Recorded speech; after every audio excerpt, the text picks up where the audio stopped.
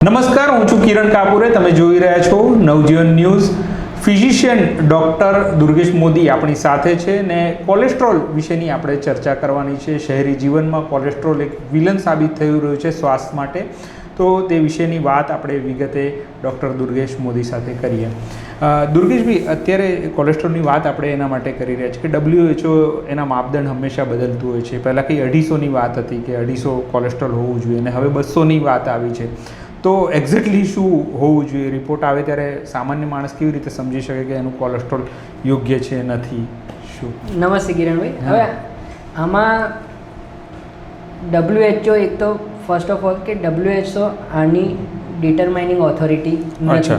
અલગ અલગ દેશની જે કાર્ડિયોલોજી સોસાયટીઝ હોય એ આની ગાઈડલાઇન્સ નક્કી કરતી હોય છે અને એ લોકો પણ એમના મનમાં આંકડો આવે કે આજે 250 રાખીએ, કાલે 200 રાખીએ, પરમ દાડે 150 રાખીએ, એવું કરી શકે નહીં. આની પાછળની સાયન્ટિફિક પ્રોસેસ હોય છે.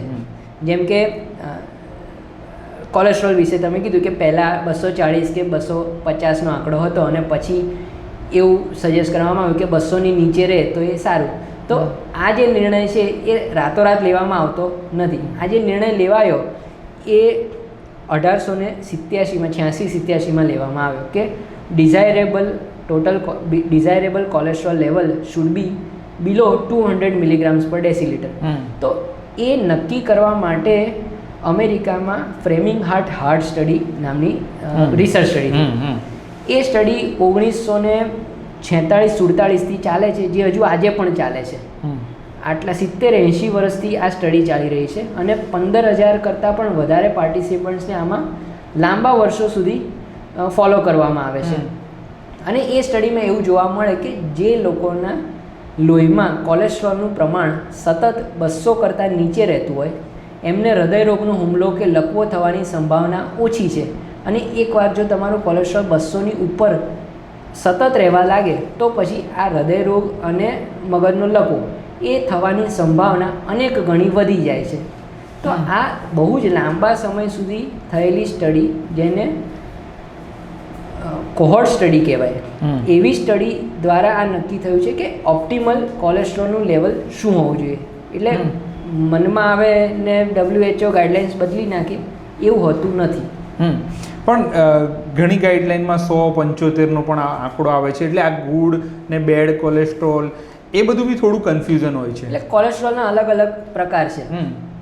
ટોટલ કોલેસ્ટ્રોલ, એ સિવાય જે શરીર માટે સૌથી નુકસાનકારક છે તે LDL કોલેસ્ટ્રોલ એટલે કે લો ડેન્સિટી કોલેસ્ટ્રોલ. સામે જ બીજો એક કોલેસ્ટ્રોલનો પ્રકાર એવો છે જે હૃદયને અને રુધિરવાહિનીઓને રક્ષણ આપે છે, એને HDL કોલેસ્ટ્રોલ કહેવાય. હવે આ તમે જે 75 ને 100નો આંકડો કીધો એ અલગ અલગ ગાઈડલાઇન્સમાં LDLના ટાર્ગેટનો આંકડો છે. સામાન્ય રીતે 160થી નીચે હોય, 160ની ઉપર LDL કોલેસ્ટ્રોલ હોય તો એ હાઈ કહેવાય અને સ્વસ્થ વ્યક્તિમાં એ 130થી નીચે હોવું જોઈએ. પરંતુ જો તમે હાઈ રિસ્ક વ્યક્તિ છો, એટલે કે ભૂતકાળમાં તમને હૃદયરોગનો હુમલો કે લકવો આવી ચૂક્યો છે, તમે બીડી, સિગરેટ, તમાકુ નું વ્યસન કરો છો, તમને ડાયાબિટીસ કે હાઇપરટેન્શન છે, અથવા તો તમારા ફર્સ્ટ ડિગ્રી રિલેટિવ્સમાં એટલે કે તમારા માતા પિતા કે ભાઈ બહેનમાં નાની ઉંમરે હૃદયરોગનો હુમલો કે લકવો આવેલા છે કે એવા જીનેટિક કારણો છે જે તમને આ સંભાવના તરફ વધારે દોરી જાય છે, તો એવી વ્યક્તિઓમાં ટાર્ગેટ 130ને બદલે નવી ગાઈડલાઇન્સમાં એવું કહેવામાં આવે છે કે 75થી નીચે રાખવો જોઈએ. હવે આ પણ વસ્તુ એ અચાનકથી લેવાતો નિર્ણય નથી હોતો. સાયન્ટિફિક પ્રોસેસથી એને સાબિત કરવું પડે. જેમ કે હાલની જે ગાઈડલાઇન છે એ એના માટેનો જે ટ્રાયલ થયો છે એમાં 20,000 કરતાં વધારે પાર્ટિસિપન્ટ્સને લેવામાં આવ્યા હતા. એવા પાર્ટિસિપન્ટ્સ કે જે હાઈ રિસ્ક હોય. સાદા ઉદાહરણથી સમજાવું તો ભાઈ 20,000 પાર્ટિસિપન્ટ્સ લીધા છે, 10,000 લોકો એવા લીધા કે જેમનું LDLનો ટાર્ગેટ જે નોર્મલ છે 130 એ રાખવામાં આવે અને બાકીના 10,000 પાર્ટિસિપન્ટ્સ એવા લીધા કે જેમને દવા અને લાઇફસ્ટાઇલ મોડિફિકેશન્સ દ્વારા એમનું LDL 75થી નીચે રાખવામાં આવે. તો એવું જોવા મળ્યું કે જેમનામાં આ LDLનો ટાર્ગેટ વધારે સ્ટ્રિક્ટ એટલે કે વધારે ઓછો રાખવામાં આવ્યો હતો એ લોકોમાં આવનારા 5 વર્ષોમાં, આવનારા 10 વર્ષોમાં હૃદયરોગ કે લકવો થવાની સંભાવના જેમનામાં નોર્મલ કોલેસ્ટ્રોલ રાખવામાં આવ્યું હતું એના કરતાં અનેક ગણી આ સંભાવના ઓછી જોવા મળે. એના આધારે આ સાયન્ટિફિક પ્રોસેસ પૂરી કર્યા પછી નવી ગાઈડલાઈન આવે. એમને મનમાં વિચાર આવે કે હવે સારો આંકડો 130 નથી, હવે સારો આંકડો 75 છે, એમ નક્કી કરવામાં આવતું નથી. અને જે વ્યક્તિને આ વિષয়ে વધારે જાણવાની ઈચ્છા હોય એ લોકો પોતાના ફિઝિશિયન જોડે આ ચર્ચા ડિટેલમાં કરવી જોઈએ. સામાન્ય રીતે એવું માનવામાં આવે છે કે કોલેસ્ટ્રોલની દવા એકવાર ચાલુ કરીએ પછી એ આજીવન લેવી પડે. હવે એ દવા આજીવન એટલા માટે લેવી જોઈએ કે એ દવાનો હેતુ કોલેસ્ટ્રોલ નીચું લાવી દેવાનો નથી, કોલેસ્ટ્રોલને સતત નીચું રાખવાનો છે. કારણ કે જો કોલેસ્ટ્રોલ ઊંચું હોય તો તમને હૃદયરોગનો કે મગજનો લકવો થવાની સંભાવના આવનારા 5 વર્ષોમાં વધારે રહે.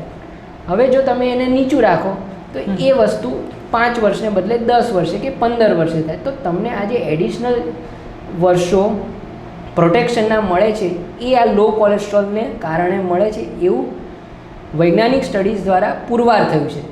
હવે જો તમે કોલેસ્ટ્રોલ ઓછું કરવાની દવા લેવાની હોય તો એ પહેલાં તમારા ડૉક્ટરની સલાહ લઈને કયા લાઇફસ્ટાઈલ મોડિફિકેશન્સ કરવા જોઈએ, ખોરાકમાં કસરતમાં કેટલો બદલાવ કરવો જોઈએ, એ બધું કર્યા પછી પણ જો કોલેસ્ટ્રોલ ડિઝાયરેબલ રેન્જની નીચે ન આવે તો જ પછી આ દવા ચાલુ કરવી જોઈએ. પણ સામાન્ય રીતે કઈ ઉંમરે આ કોલેસ્ટ્રોલવાળો મામલો આવે છે? આમ યંગ એજ વટાવી ગયા પછી કે પછી એણે પહેલેથી યંગ એજથી જ એણે મોનિટરિંગ કરવું પડે? હવે પહેલાં એવું માનવામાં આવતું હતું કે 50 વર્ષની ઉંમર પછી કોલેસ્ટ્રોલનું સ્ક્રીનિંગ થવું જોઈએ, પણ બદલાતી લાઇફસ્ટાઈલ, અર્બનાઇઝેશન, ખોરાકમાં ટ્રાન્સ ફેટ્સનું પ્રમાણ વધુ અને જીવનશૈલીમાં ફેરફાર, જેમાં કસરત, એરોબિક એક્સરસાઇઝનું ઘટતું પ્રમાણ, એના કારણે હવે યુવાનોમાં પણ કોલેસ્ટ્રોલ વધારે જોવા મળે છે.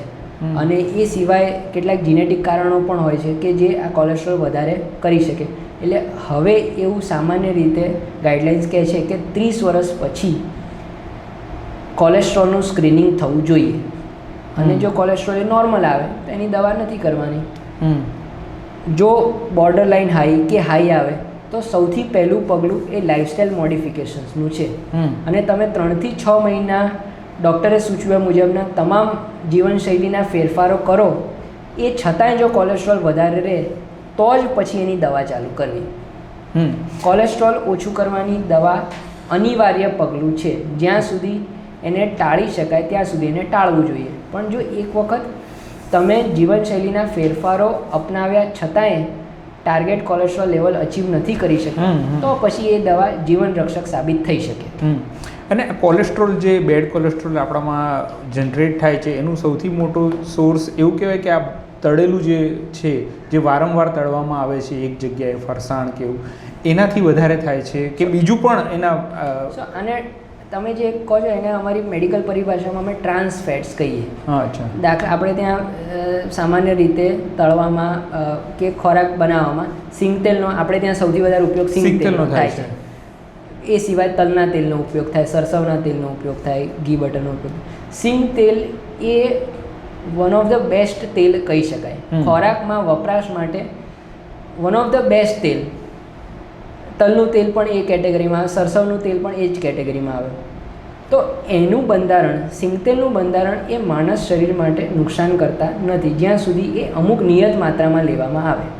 પણ જો એ સિંગતેલને, તલના તેલને તમે વારંવાર તળો તો એમાં જે ફેટી એસિડની ચેઇન હોય, એના જે બંધ હોય એ બંધની રચના બદલાય છે.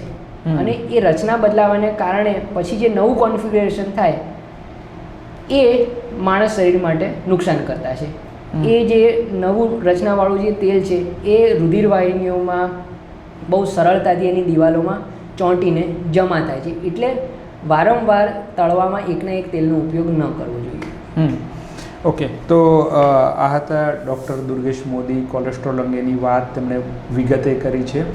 આ પ્રકારની ચર્ચા લઈને અમે આવતા રહીશું અને બીમારીઓ વિશે અને બીમારીઓના સમાધાન વિશે વાત અમે ડૉક્ટર દુર્ગેશ મોદી સાથે કરતા રહીશું. અત્યારે મને ને એમને રજા આપશો. અમારી ચેનલને જરૂરથી સબસ્ક્રાઈબ કરો. નમસ્કાર. વૈષ્ણવજન તો તેને કહીએ જે